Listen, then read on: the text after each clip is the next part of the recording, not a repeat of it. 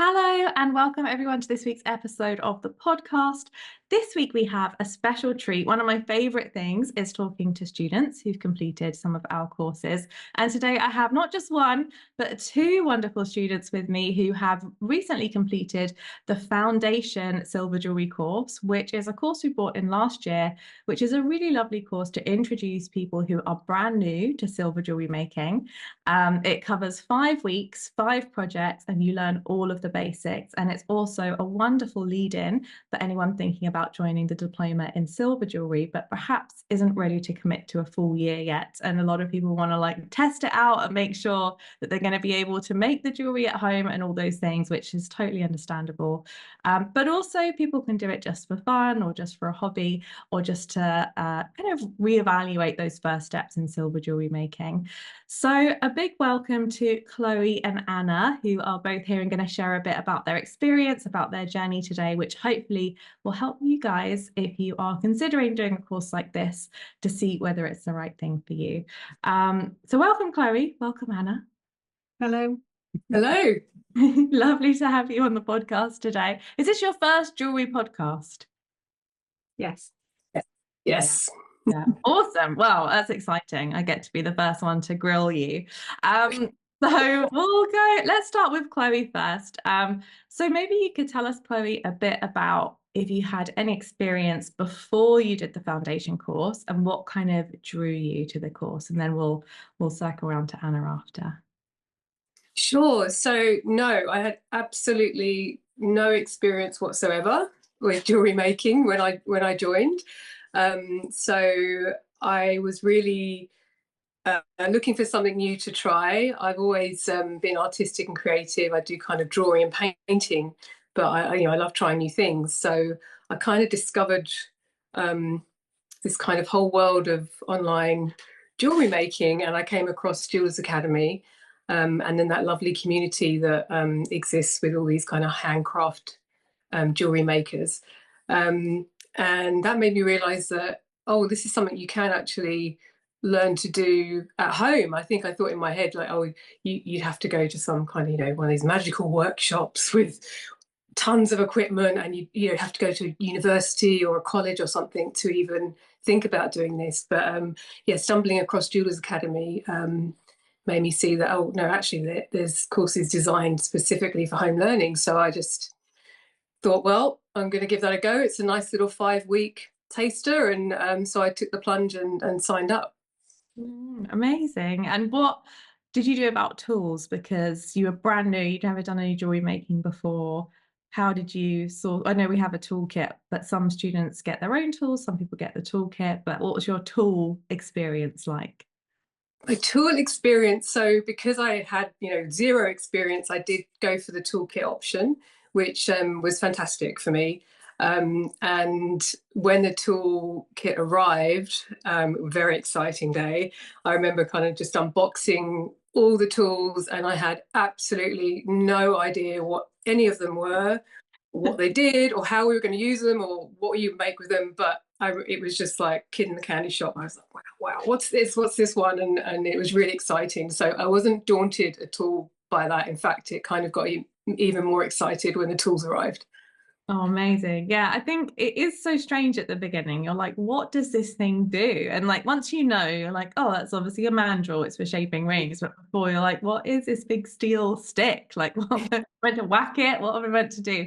So, it's often when we're a bit further along our jewelry making journey, we're actually don't realize how much we know and how much we've learned from those initial kind of lessons and things. So it's always so magical that time when you first get to have a go at these things. And I love what you said about, you don't have to go somewhere that has all the kit and everything. I think I love in-person classes as well, but I think one of the things that's great about learning from home is you learn everything, because you have to figure it all out, because there's no one there who's going to be like, we'll just skip past that bit.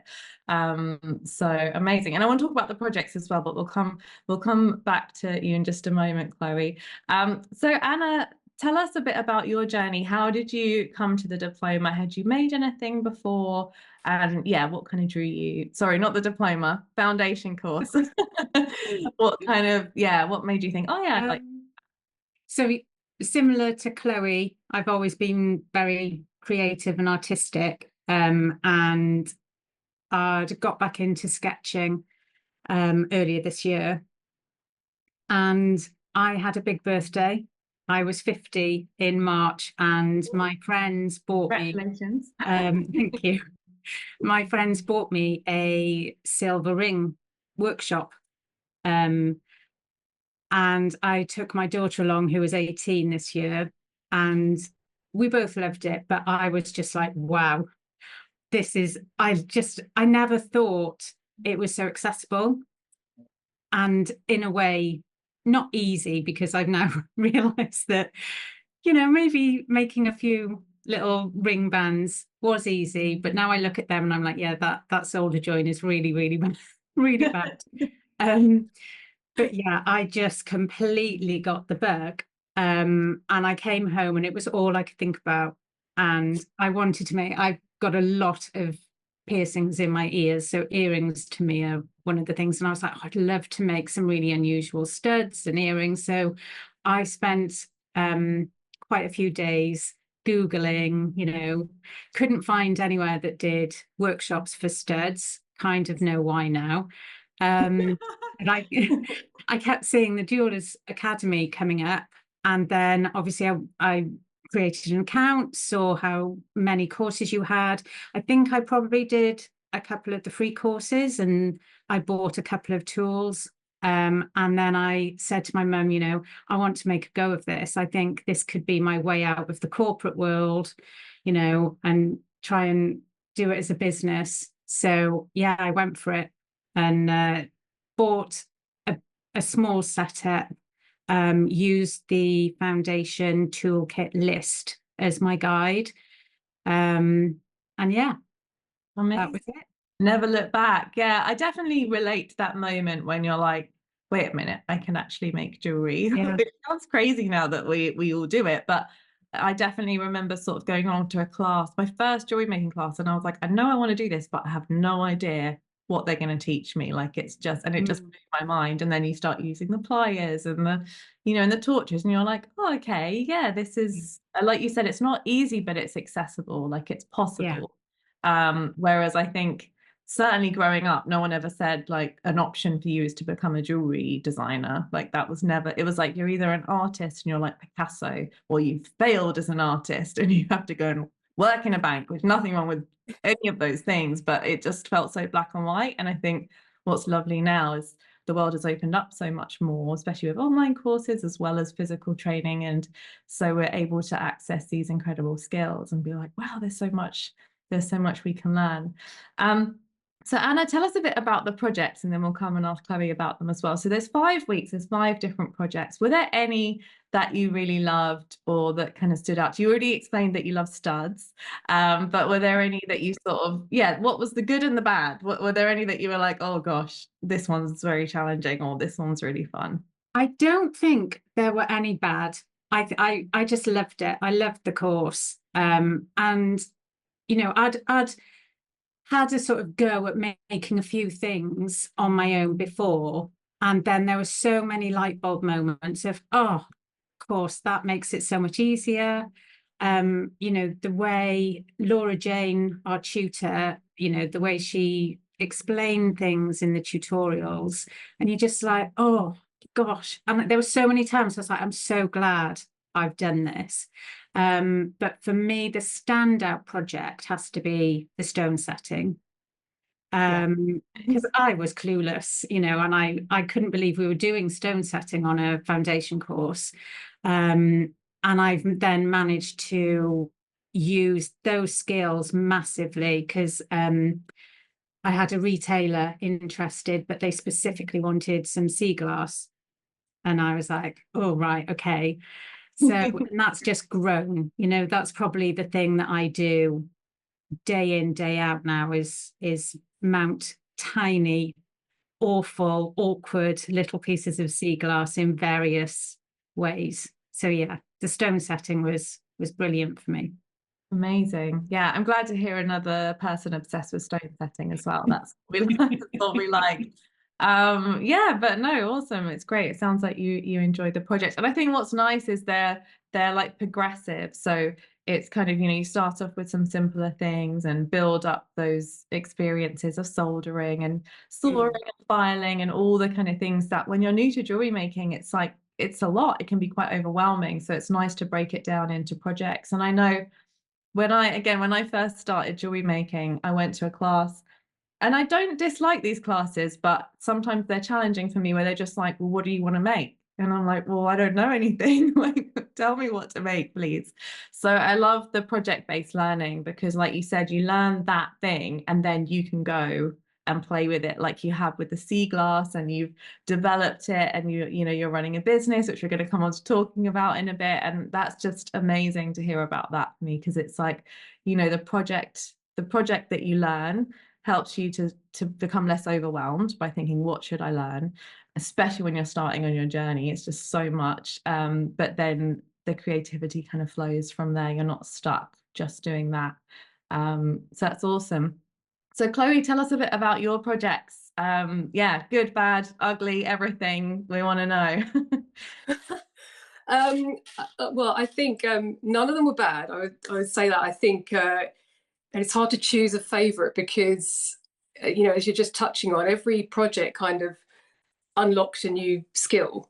And something that you think is really simple actually opens a door to a whole plethora of things that you can make. So even just learning simple soaring skills, which I say simple, it's actually they can be quite difficult to master, right? But just learning simply how to soar means that you can make pretty much anything you can think of, any shape you can design or come up with. If you can soar it, you can make it. And you think, well, that's just one skill. And then the next week we would learn a bit of soldering. So then you're like, well, now I can make rings, and so that's like skill 2 unlocked. But then rings can be anything from polished or textured or stamped, or so just from learning that one thing, you've suddenly opened the door to a whole range of designs and ideas that you can entertain making. I think if I had to pick a favorite, it would be the stone setting and the pendant one, because I think when I started the course, that was just something I never imagined I would be able to do, right?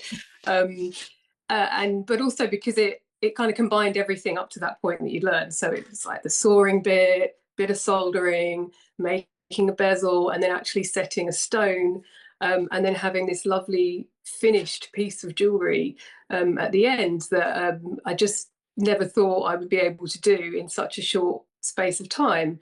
But there it was. So I loved every project, and every skill that we learn. I think I could see its value straight away. And then when you put them all together in a kind of big final project, which was that stone setting, it was really nice to see all of that come together. Oh, amazing. I still remember Chloe's piece on the sewing week because you did that snake pendant and I was like, wow. Yeah, I thought that was amazing. Well, yeah, it just I had a bit of extra metal and everything, and I just started experimenting with more complex shapes. I mean, a lot of things went wrong, but it was all part of the learning. And I broke a lot of saw blades and everything, but it was just kind of making that leap from, okay, well, I can saw a circle, and then I can saw a crescent moon, and now I can saw a star, and so it just kind of goes from there. So it was really fun.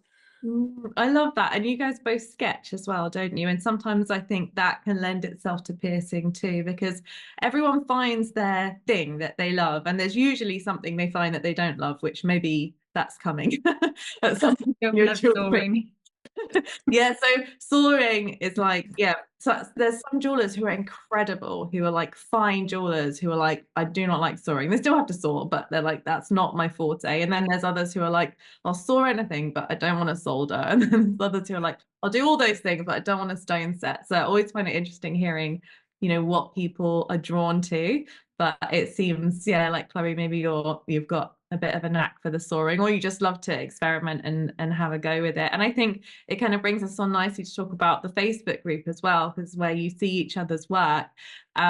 Maybe Anna, you could share a bit about what it's like being in the group and sort of hopefully feeling part of something, as so that you're not just sort of like here's a video and off you go type thing. Yeah, definitely. The Facebook group's brilliant, and you know, you might think of a question and go on there, someone's already asked it and answered it.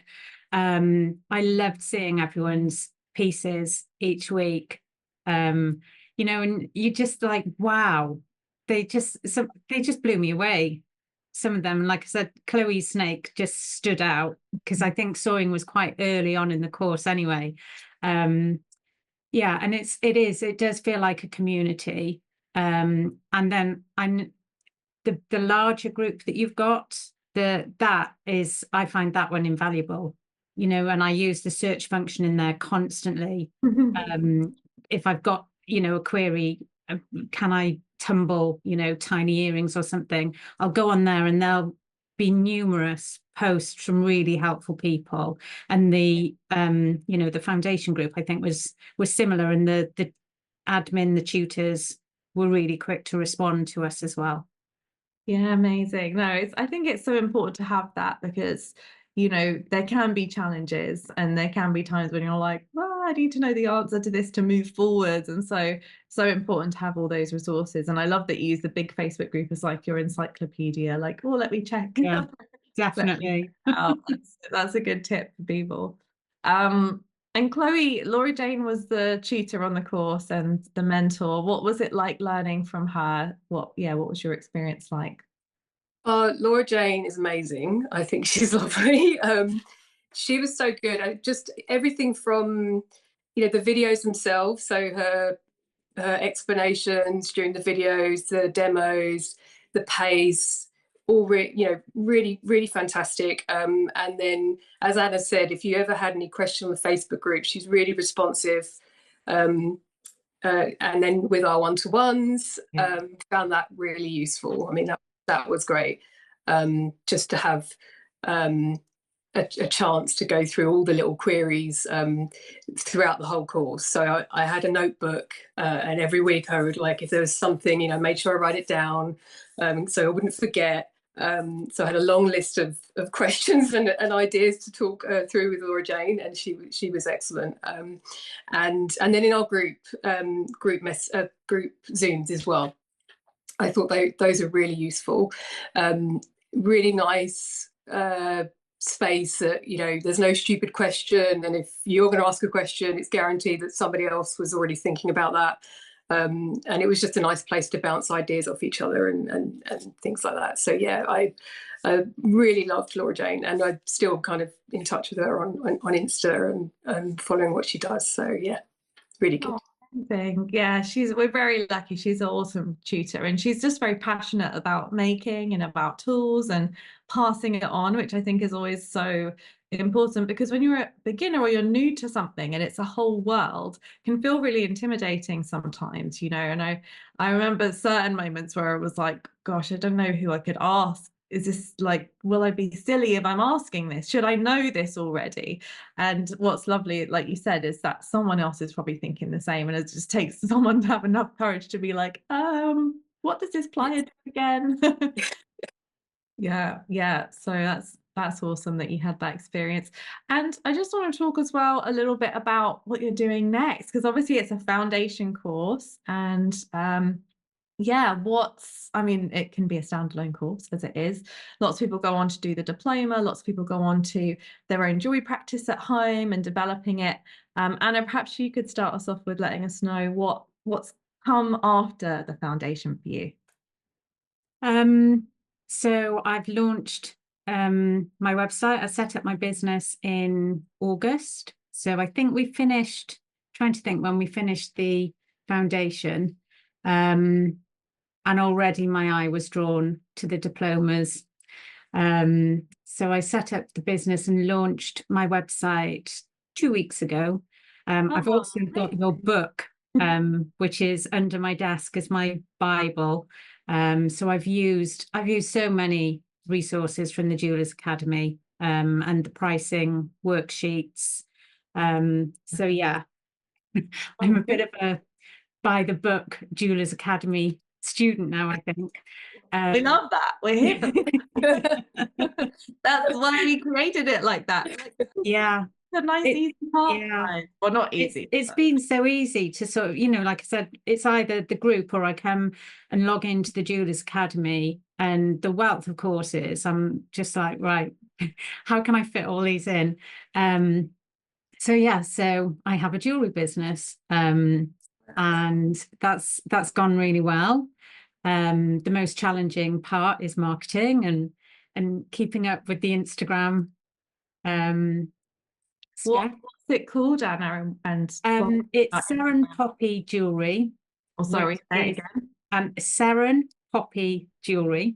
So that's Poppy star in Welsh. But yeah, we'll definitely put a link in the show notes so people can come and check out. And so you do sea glass jewelry. What other I do sea glass jewelry. I have a bubbles range. I've tried to focus on my passions and my interests. So I'm always making jewelry now, but previously I was either up a mountain or I was on the beach, in the sea, surfing, swimming.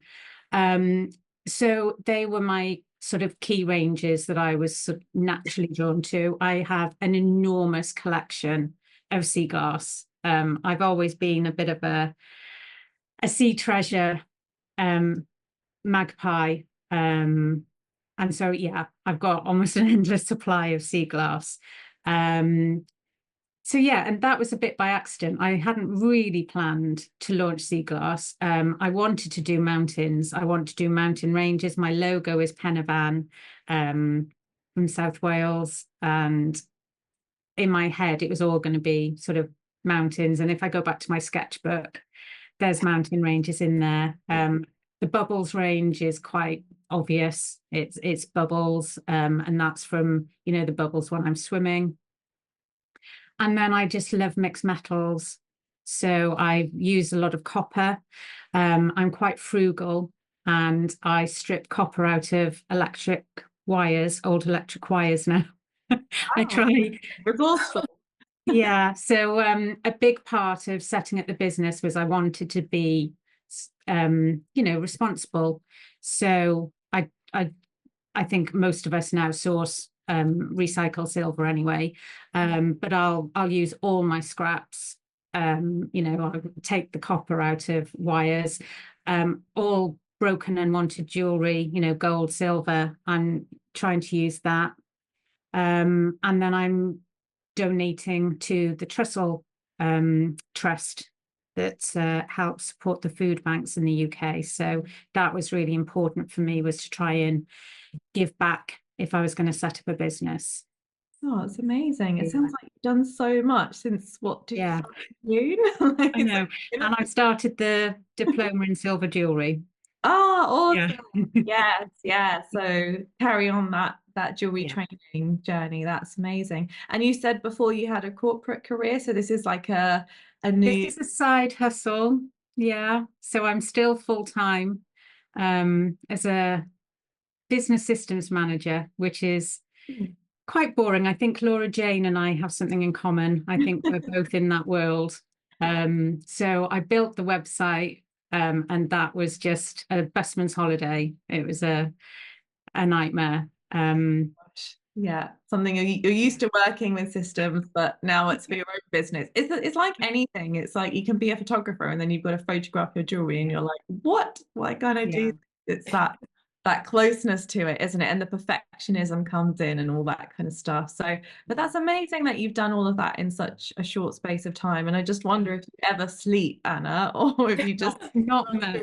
So much. Like I said, I don't go up mountains much anymore. But I will again. I'm trying to bring my daughter on board.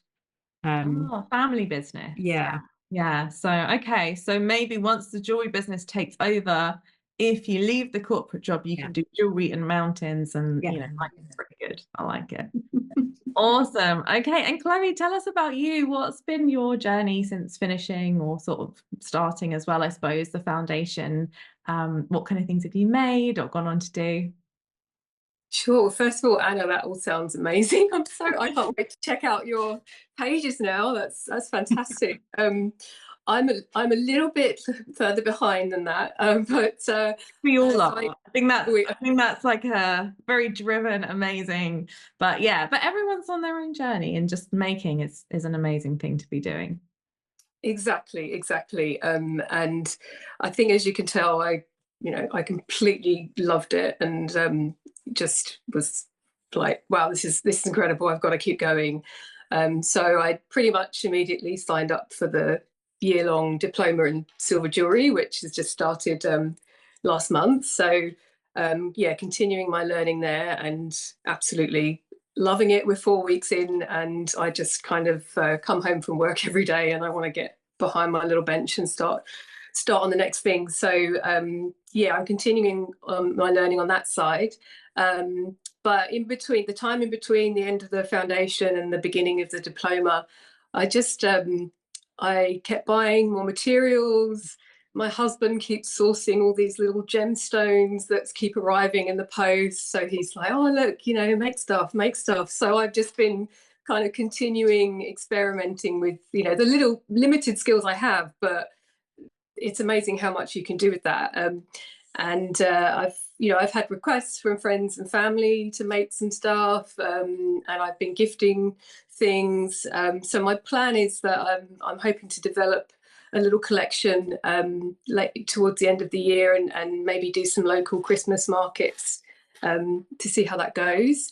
I've also I have set up a business in the background. It's not ready to launch or anything yet, but I'm kind of thinking, well, that kind of fake it till you make it. I'm going to put everything in place, and because this is what I'm going to do. So I have that intention.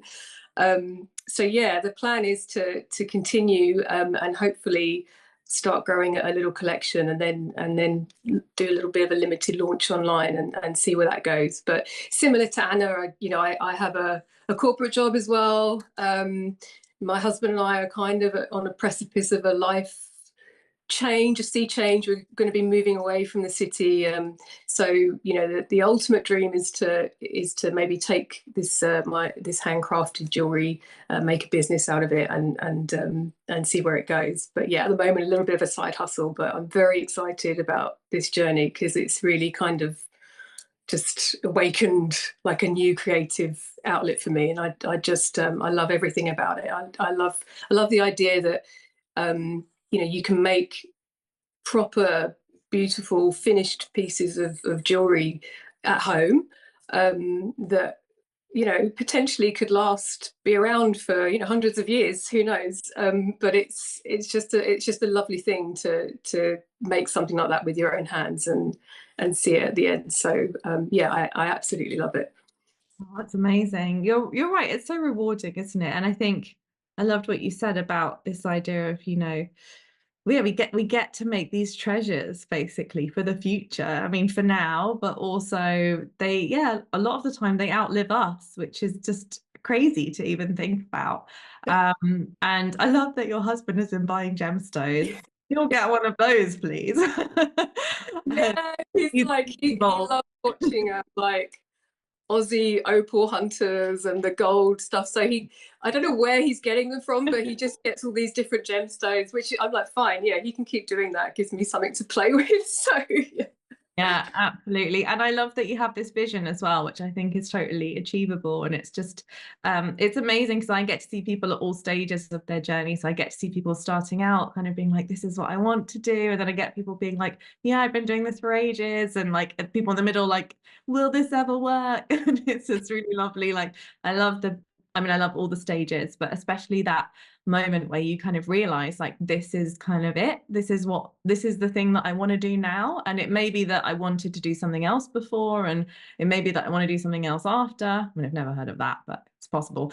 But it's like, and it's just, there's so much to learn. That's one of the things I love about jewelry making, is it's just endless. Like, there's always more to learn, and there's always new techniques and different ways of doing things. And that thing you described of like getting home and being like, right, I want to get to the bench, and just that zest for life that kind of comes when you have a passion, like an artistic, creative passion. And it's so lovely to see in both of you. And it's awesome that you're starting these businesses, and I can't wait to kind of see them flourish as well. So Chloe, is there anywhere we can find you online? Is it hidden, or is there somewhere on Instagram where we can kind of come check you out?